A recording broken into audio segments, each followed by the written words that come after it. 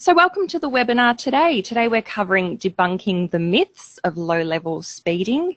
And before I hand over to our presenter today, which is of course Ian Johnson, we'll run through a few housekeeping slides. So please do bear with me for a few moments while we cover those. The webinar will run for approximately 45 minutes. However, we will stay open for a few more minutes once the official webinar time has finished, in case we do have questions. We'd like to make sure that we address everything whilst we're here. My name is Angela Ratz, and I will be your webinar, I guess your technical support person today. So as I mentioned before, if you do experience any technical difficulties, you can type those into the chat box or the questions box, or raise your hand and I'll address those as soon as I can. Joining me here in the studio, I have Jerome Karslick. I think we saw his slide there just a moment ago. So Jerome is the manager of the NRSPP, and today's webinar is in fact an NRSPP webinar together with ARB. So it's with pleasure I welcome Jerome to the studio today. And Jerome will be doing a little bit of an intro about the NRSPP and also welcoming our presenter. So just the next slide, please, gentlemen. As I said, we're aiming for about 45, 50 minutes-ish, but we'll see how we go. Of course, if we get lots of questions, we want to answer those, so please do get them through if you have any. Just to get everyone familiar with how we're going to run today's sessions in terms of the discussion side of things, the next slide will have some information about the questions box. There we have it, ladies and gentlemen. So if you have questions or feedback, please type it in here and we'll receive it at our end. And to get everyone practicing using that, because I know sometimes people can feel a little bit intimidated, if you'd kindly type in there where you're joining us from today, we'd love to hear from you, and I'll read those out to the presenter before we begin. And I think on that note, I'm just about done with my housekeeping slides, so I'll wait for a few more of our kind audience members to type their responses through. Thank you, Kathy from Perth. We've got Nathan from Coffs Harbour. That's great. We've even got someone from the Bureau of Meteorology. Thank you, Yvette. Mount Barker, WA, Canberra, Brisbane. Wow, I think we're very well represented around Australia here. So thank you very much for letting us know where you're from, and please do keep on typing to us. All right, Jerome, over to you. I think people have heard just about enough from me, and they want to know more about the NRSPP. So why don't you give us a bit of a spiel? Hi, Angela. Thank you very much for the opportunity. Basically, the National Road Safety Partnership Program, it's an initiative that's been set up to really help organisations, businesses, really strive towards creating a good practice road safety culture and prioritising within their organisation. It's really about trying to get everyone to do more with less and focusing around driving forward without red tape. So we have all different elements within the program. There's a website, material, working groups, and this webinar we have right now by our esteemed chair of the industry-led steering group is by Ian Johnson. So I look forward to hearing him delve into this issue and explain why this is such a crucial component. Ian. Welcome, Ian. Thank you very much, Jerome and Angela, and hi to everyone out there. It's my pleasure to give today's seminar, which is about debunking the myths around low-level speeding. It's an issue that I spent a long time dealing with one way and another. And I want to start by really emphasising that the reason people get hurt in road crashes is the kinetic energy that gets put on the human body. And really, if we want to prevent injury, we have to manage the energy exchange. It's really, we've known this for hundreds and hundreds of years, really, because Newton discovered that the amount of kinetic energy is half of the mass times the square of the speed. So if something is heavy and hits you, that's important. But if it hits you fast, that's doubly important, if you want to put it like that. Now, everyone knows that the impact speed is directly related to injury severity. The bigger the object that hits you and the faster it's going when it hits you, the more you're going to get hurt. Now, nobody disputes that. But what an enormous number of people do dispute is that speed has any influence on crash risk, that is, on the likelihood of a crash occurring. And the argument goes, well, I can go as fast as I like, and if I don't have a crash, when I stop, well, the potential energy is now zero, and that's absolutely true. So the big issue is, does travel speed seriously increase the risk of a crash occurring, not just impacting the amount of injury that occurs? Well, there are several different kinds of scientific methods that have looked at this, and the problem with research in this field is we're out in the real world. We're not working in a laboratory with rats, and so we don't have the sort of control that one would normally have. Now, if you go into police crash data, you'll find something like statements, many statements like 1/3 of crashes are the result of speeding. Now, I'm not even going to touch that, because the police in investigating serious crashes are always looking for illegal behaviour, and if someone has been speeding, that's illegal. It doesn't necessarily mean that it caused the crash. So I'm going to set that aside and talk about 3 other methods. The most robust method is what's called the case control method. University of Adelaide looked at all of the casualty crashes, serious casualty crashes, in a single year in Adelaide, and they used crash reconstruction computer technology using skid marks and amount of damage to vehicles and so on to compute the best estimate of the pre-impact crash speed of those vehicles in casualty crashes. So they got a speed distribution of vehicles that had been in crashes. Then they went back to the same sites of those crashes on the same days of the week, same time of day. So if it was a Wednesday and a night time, they went back on a Wednesday and a night time, and they collected the free speeds, that is where the vehicle was unconstrained by other traffic, and measured how fast people were going in those conditions. They stopped those vehicles further down the track and made sure that they eliminated drinking drivers and all the rest of it. So it was just having a look at the speed distribution for vehicles that weren't in crashes, and then they compared the 2 distributions.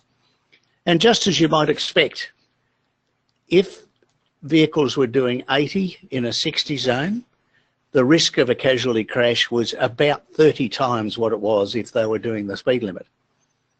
And that's exactly what we'd expect. If you're really hooning, you've got a bigger likelihood of having a crash. But the very interesting finding was that at 65 in a 60 zone, the risk was double what it normally is. And double, not very big risk, is still not a huge risk, but I'm going to come back to why that matters a little later on. Now, the second method in this real-world science is looking at places where the speed limits have either gone up or down. And I'm going to start at the bottom there with Rune Elvik's what we call a meta-analysis, where you look at all of the literature on a particular topic. And what Elvik, who's a famous Norwegian transport economist, did was take all of the studies of the impacts of speed limit changes. He ruled out all the ones that had serious scientific flaws, and then examined the ones that were left. And he found it was about 95% of the studies, if the speed limit went down, casualty crashes came down. If the speed limit went up, casualty crashes went up. And there are other examples, this time from Victoria, in the Hume Highway. At one stage, 15, 20 years ago now, it was raised from 100 to 120, and the casualty crashes went up enormously. And then it was dropped again because of that, and down they came again. Same thing happened when urban speed limits were lowered from 60 to 50 in residential streets in Melbourne. A big decrease in casualty crashes, particularly the ones you'd expect: pedestrians, cyclists, all of the vulnerable road users.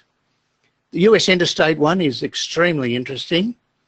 In the US, during the first oil crisis in the 1970s, the federal government reduced speed limits on US interstate highways as a fuel saving measure. and they saved a lot of fuel, but they also saved a lot of lives.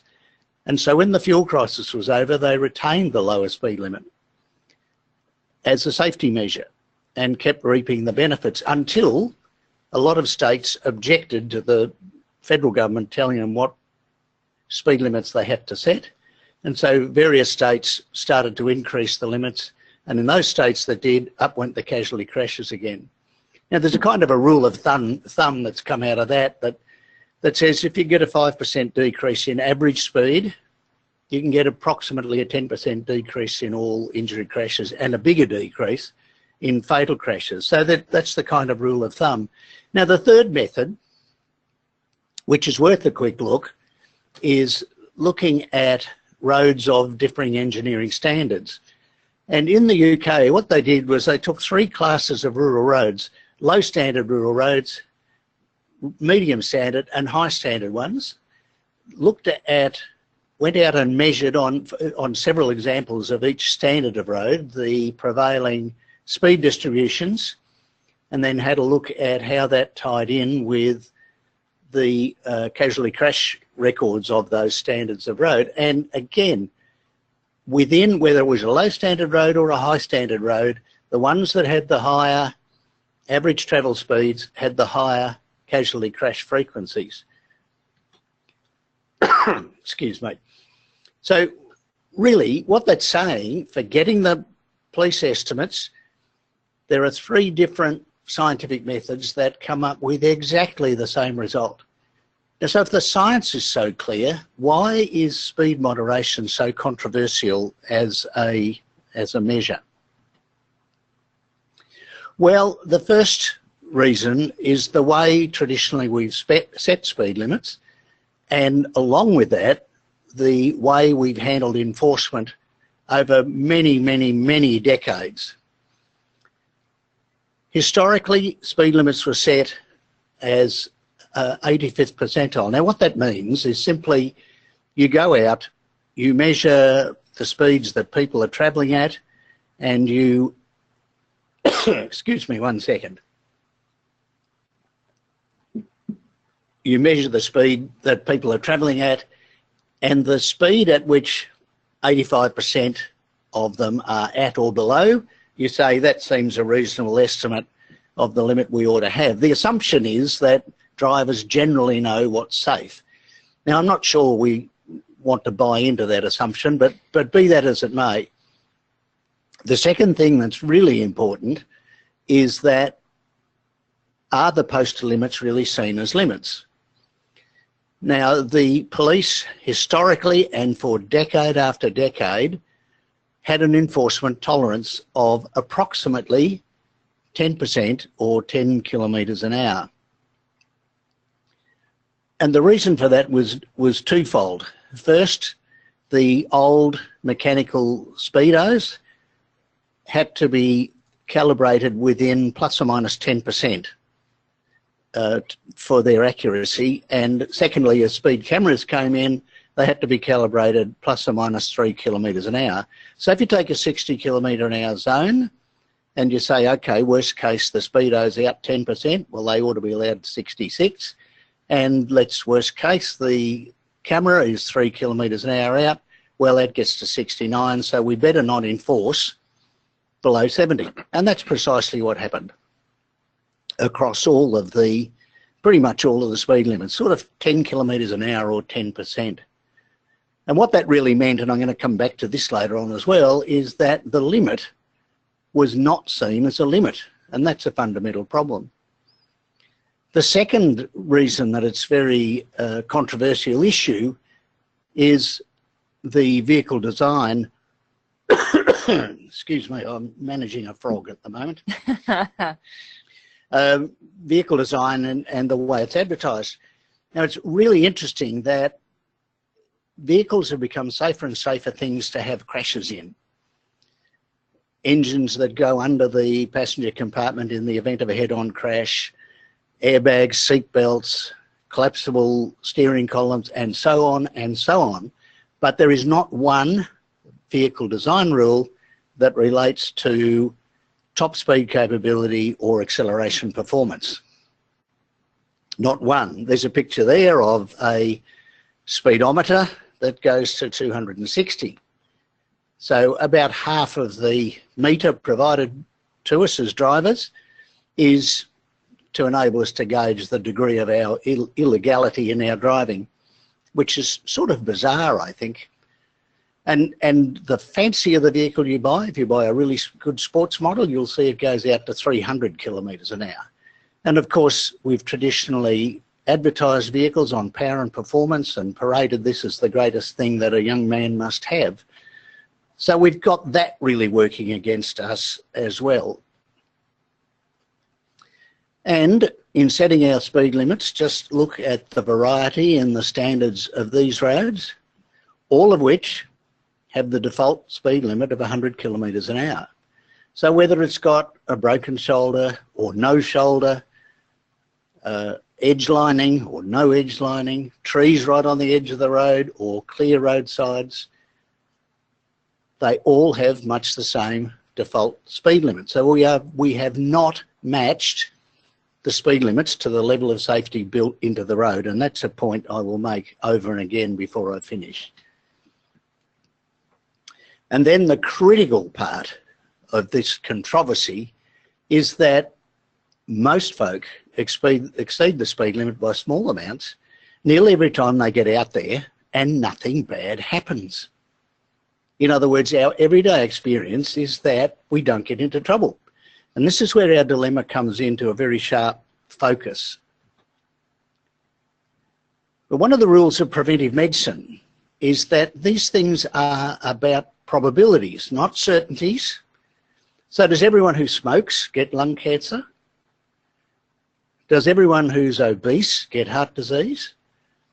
No. Does everyone who exceeds the speed limit crash? No. And you can do the reverse of every one of those too. Does everyone who gets lung cancer a smoker? No. It is all about, it's about risk. And so what we've got in reality is exactly this. There are not very many people who speed at huge margins over the speed limit. They are a high or extreme risk, as we saw from the Adelaide research, you know, anything up to 30 times for 30 Ks over the limit. So it's a dramatic safety problem. And when a crash occurs with someone doing that speed, we see it on the television every night, we see it in the newspapers every day. So it always gets the attention. It's dramatic, but it's still relatively rare. But there's a very large number of people who are doing low range speeding offences.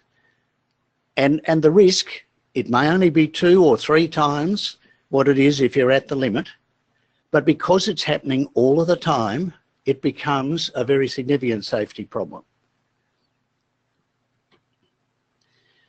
Now, the interesting thing about taking a health prevention view of road safety is that you soon realise that where you have a small risk spread across an entire population, you have to get the population to change to prevent the bad outcomes that you don't want.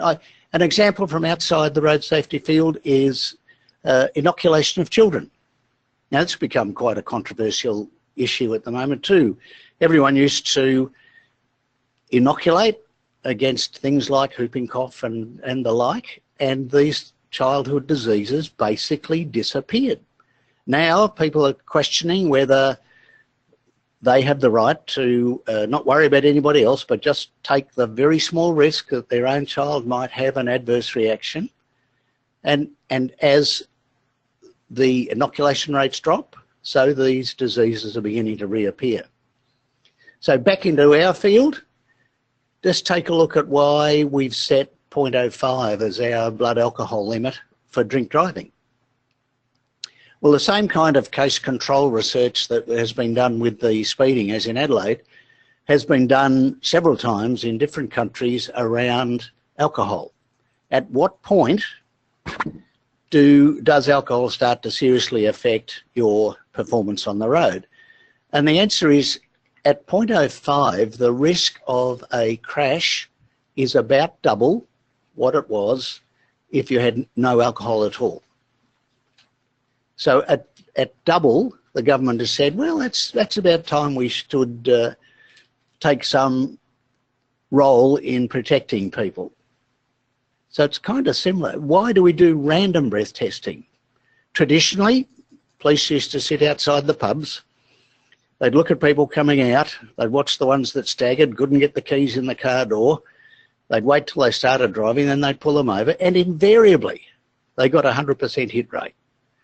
They could pick the drunks, but it wasn't reducing the incidence of drink driving.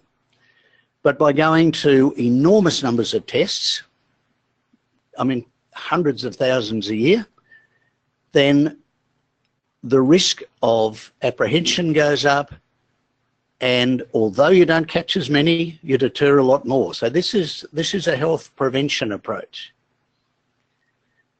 Now, I've already mentioned that when you've got a small risk, very widespread, as we do with low-level speeding, it is a small risk. It's greater than if you're at the limit, but it's relatively small. We have to change behaviour of the population. Now, that's easy when the cost to the individual is small. We all wear our seatbelts. But I wonder how many people listening in now can say, honestly, my seatbelt has saved my life. We all wear our motorcycle helmets. We all, well, not all, there's a little group of early teenage males who think it's not cool, wear our bicycle helmets. Now, the personal cost for all of these preventive measures is relatively small. But goodness, when we find a personal cost, or what we assume is a personal cost, then we fight like the very dickens. And low-level speeding is just the classic example. Everyone says, oh, I'm running late, I hate this business of sitting behind the old fella in front with his hat on and his Volvo. With congestion increasing all the time, we just don't want to stop at any time. We want to stop as few times as possible.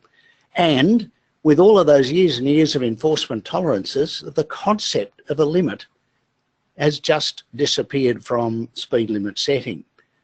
So this is the dilemma we've got. We know it's a problem.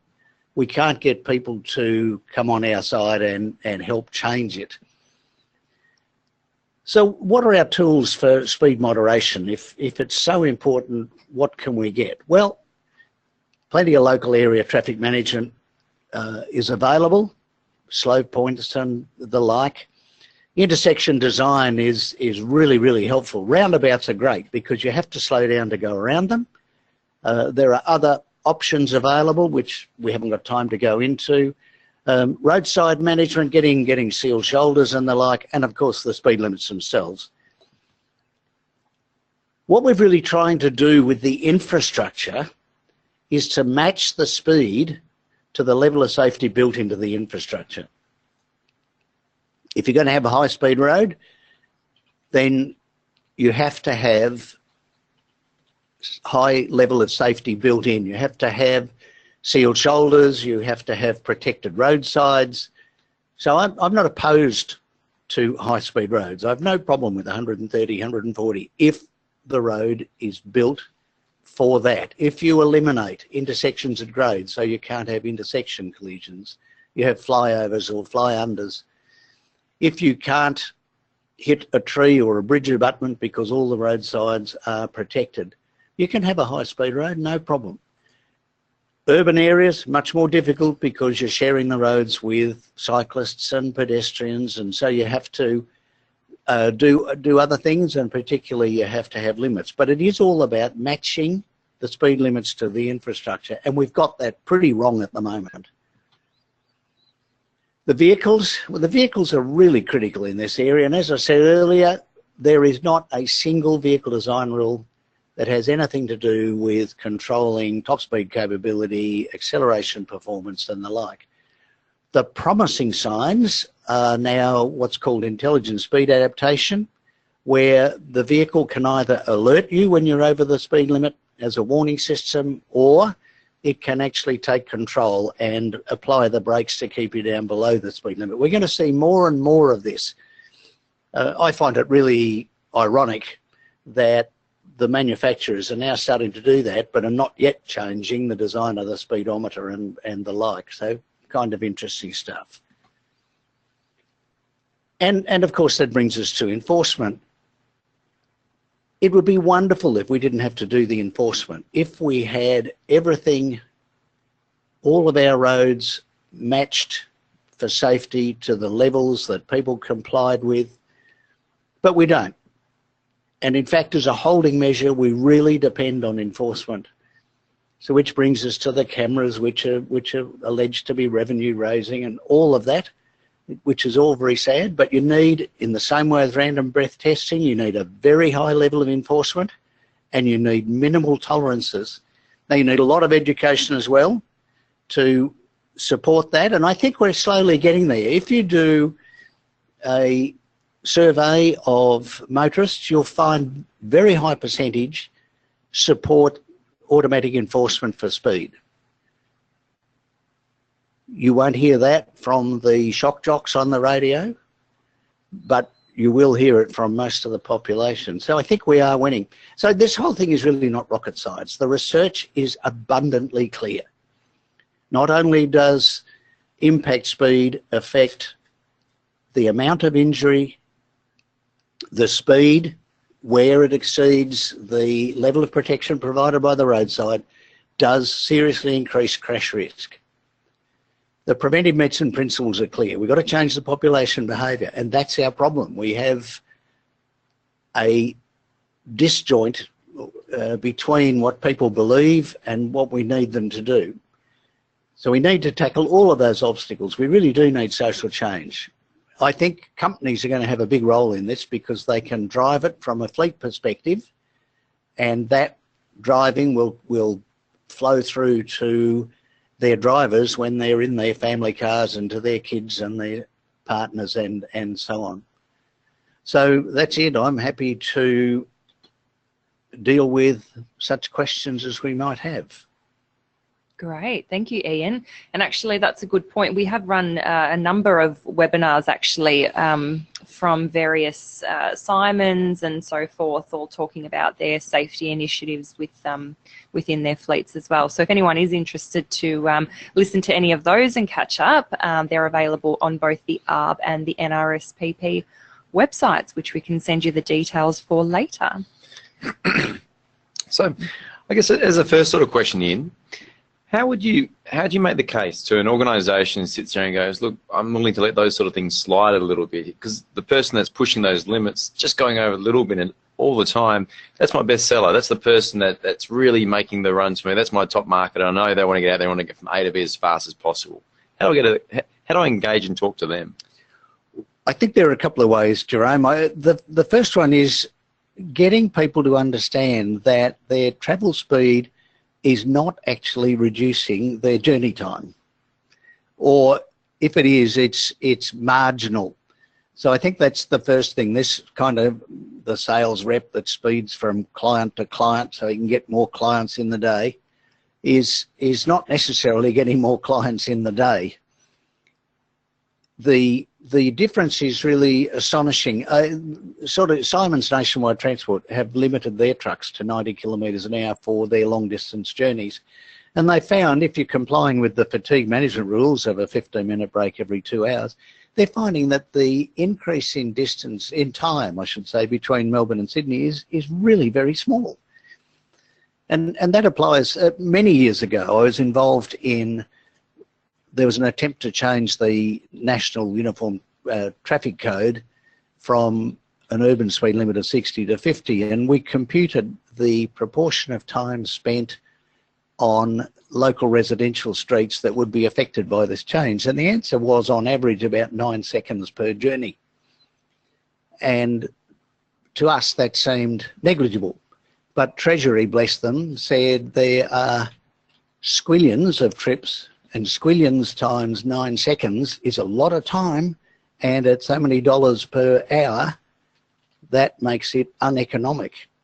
Now, I just think that becomes a nonsense argument, because I can't add my 9 seconds to your 9 seconds to Angela's 9 seconds to get extra productivity. So I think that's the first point. The second one is, I think, much the same as other areas of occ health and safety. A company that encourages speeding runs a serious risk when that speeding results in a crash of being found liable. So I think that's the other aspect that needs to be thought of.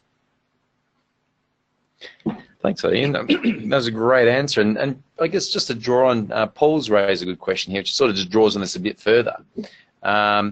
Is there any studies around the cost savings which can be achieved through driving at posted speed limits and to the relevant conditions?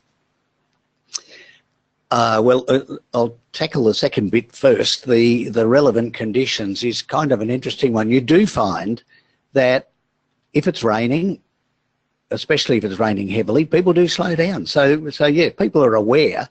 It means that they'll go from a little bit over the limit to a little bit under. So that's a good thing. And often people argue, let's get folk to drive to the conditions, but most people don't know what that means, unless the weather is obviously bad or the congestion's so bad you can't go fast anyway. Now, the interesting thing about the Monash Freeway in Melbourne, and I'm not sure how many of our participants are familiar with it, it was undergoing some major reconstruction, and so the speed limit was lowered from 100 to 80. And when all the work was finished, the 80 was retained not as a safety measure initially, but as a congestion management measure, because it was found that at 80 kilometres an hour, the traffic flow was much more consistent and much more predictable. And the thing about a diverse traffic flow with lots of people going fast and some people going relatively slow is you do tend to have a lot of congestion. So there is a real argument for decreasing congestion through decreased speed limits. Sounds bizarre, but it's true.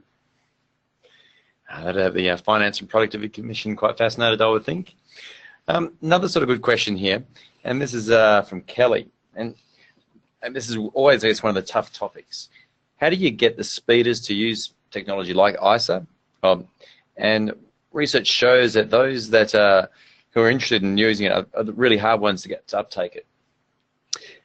Yeah, that's absolutely true. Well, again, in two parts. If you're talking about companies and companies with fleets and companies that use someone else's fleet to do their business, you can set conditions as part of the contract. So you can have a big influence that way. That's at the kind of company level. At the individual level, there are people who are suggesting that in the same way that convicted drink drivers have to have an alcohol ignition interlock fitted, convicted recidivist speeders may have to have a speed control device fitted. So that's one thing that it's not happening yet, but it's one thing that's certainly being looked at. And many jurisdictions in Australia now have what they call Hoon legislation. So if someone's caught, I forget whether it's twice, or they can have their car confiscated for 24 hours or more, depending on the amount of speeding. So there are things that are being done. I think they're fairly blunt instruments at the moment, and I think we're going to do a lot better with a massive effort to change the way people think about this problem. I guess, and that sort of part, I guess, answers the question Nathan raised about that as well, really around considering ways of limiting speed in cars and motorcycles, such as being done with heavy vehicles. That has been tried, I gather, which you sort of just points to then? Oh, yes, with the changes in technology, yes, it's absolutely possible to control the top speed of vehicles. And the ISA systems, I mean the intelligent speed adaptation, can be set so that, in fact, if you have an interactive system where the vehicle can talk to the infrastructure, so the speed limit sign is sending a signal to the vehicle, and that's not out of the ordinary. That happens now. Ambulances trigger traffic lights and buses trigger traffic lights and the like. So these things can talk to each other, tell you the speed limit you're in, and set the vehicle to not exceed it. it's quite possible. The big issue at the moment is if only a few % of the vehicles are so fitted, then the question is how do you manage the flows when other people are doing other things? So, but yes, technologically, I think we're going to approach it quite effectively and in the relatively near future. Go for it. Sorry. And I guess this is sort of drawing on that technology angle again. From David, has any research on the use of cruise control for voluntary speed regulation been conducted? Yes, and the best thing about, well, a lot of people anecdotally use cruise control as their best measure against a speeding ticket. So they set it. Obviously, rural roads are the better one, because urban roads it's much more difficult to set it on cruise control. But there is now intelligent cruise control, where you set the limit you want, and the vehicle does that limit whenever it can. So if it's coming up to a vehicle ahead that's going more slowly, it will apply the brakes and will come down to the speed of the vehicle ahead. And when it's clear to do so, it'll accelerate again up to that limit. Now, what proportion of the vehicle fleet has got that at the moment? It's not very high, but it will be, and within a relatively small time. Thanks, Eddie. And I guess, and just another question that pops up to me quite often when I present and talk at different sort of functions, I always get the question about speed going, and I know you sort of mentioned this earlier, is over in Europe, especially in Germany, you have the autobahns. Do we have anything equivalent to that in Australia where we could sort of open it up and have that sort of experience that occurs over in Europe? Well, as I said earlier, you simply need to match the level of infrastructure safety that's built in to the speed limit. If you want autobahn speeds, then build autobahns. In other words, an autobahn has no intersections at grade. So the roads are going over, the intersecting roads are going over or under. Now we have that on a lot of freeways, but all of the roadsides are protected. So it's about building. And incidentally, a lot of German autobahns now have speed limits, simply because while their crash rate is normally low, if you get a heavy fog or something and you have a crash, they're mighty pile-ups because you've got so many vehicles going so fast that are unable to react in time. So yeah, the answer is quite simple. If you want high-speed roads, you have got to build them to have all of the protection you need. I mean, we've just had the F1 races in Melbourne.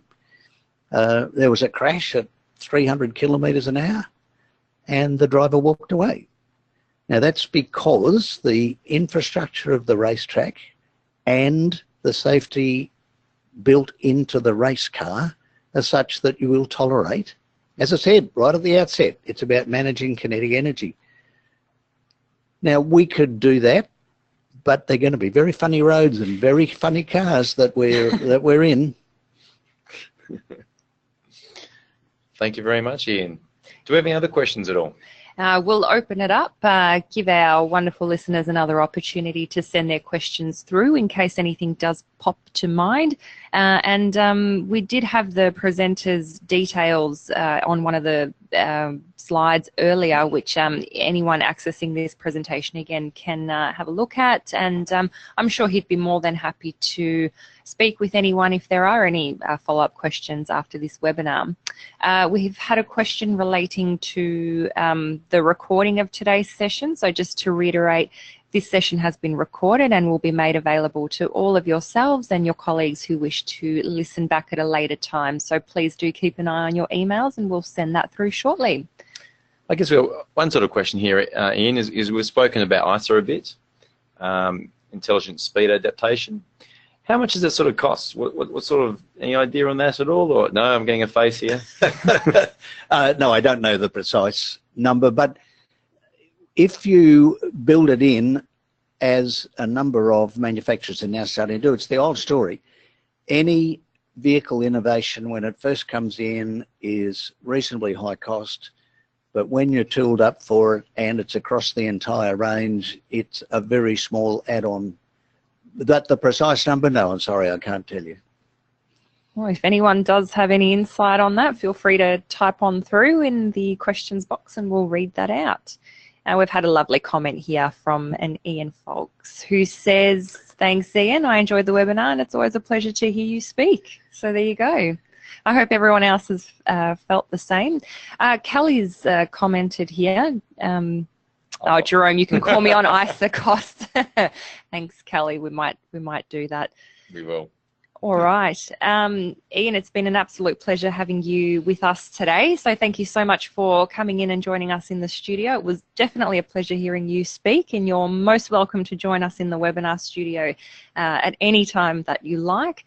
We hope our audience has enjoyed the presentation also, and upon us closing down this webinar, you will get a short feedback survey pop up on your screen. So it's just a few short questions, and we'd love to hear what you think about how we went today. Thank you also to Jerome for your good work in managing not only the program, but for also your moderator extraordinaire capabilities. So lovely working with you as always. Hope to see you all again at our next webinar. Oh, hang on, we have here. Oh. Have we time for more question? Yes, Karen, certainly fire on through. All right, well, we'll give Karen a moment to type that through. And thank you, in fact, to everyone who's typed through questions today. It's been great to see everyone get so involved in the topic. It might be a long question that Karen has there, but we'll leave it open for a moment longer. Actually, I might, if it's not too much trouble, Ian, we'll flick it back to your slide at the beginning of the presentation in case anyone does wish to speak to you at a later time, then they know exactly who to contact. Here we go. So Karen's questions come through here. Please comment on the role of parking on local roads in relation to reducing local area speeding. A fascinating question. Most councils now do try and control speeding during peak times, but that's about increasing the capacity of the local roads, less about the local area speeding. One of the things we learned a long time ago was that if you design, and this comes back to this whole issue about matching speeds to the infrastructure, if you've got a wide, straight local road, the speed will be much higher than on a narrow local road with parked cars on either side. And that's kind of interesting. And the Dutch have developed a thing what they call the Woonerf, which is really turning the local roads, the residential streets, into clear low traffic zones. So they're quite happy to put trees in concrete boxes in the middle of local roads because it forces everyone to slow down. So it's about saying there are roads in which you live, and we're going to make them they obviously low speed roads. And there are roads that get you from suburb to suburb, and we're going to provide for them. And there are roads that get you from city to city, and we're quite happy to make those high speed roads. So I think the Dutch are trying to get to just those three qualities of road. Now, can they do it overnight? No, but that's their objective. Thank you, Ian. If you got, we can squeeze maybe 2 more minutes in. Just Karen's given the second question through during this. How do we go about getting the community to accept the additional cost of infrastructure to allow speeds that the community wants? Well, I think the first thing is to get the community to understand what the speeding issue is really about. And I repeat again, I'm not opposed to high-speed roads. You've just simply got to build them. Now, while the community still believes that it's really the hoons who are the main problem, we're not going to get extra expenditure. I've talked to so many road authority engineers who say, well, what more can we do? What is the point in shifting all the utility poles so that nobody can hit them? Because the hoons are still out there. They're still going to do all these bad things. So you'll only get the money for the infrastructure, like you only get the money for anything else, if the community yells at the government and saying, that's what we demand. That's how the world works. If the community demands something, the politicians tend to listen. And nobody is demanding that we spend more money on infrastructure in order that we can go faster.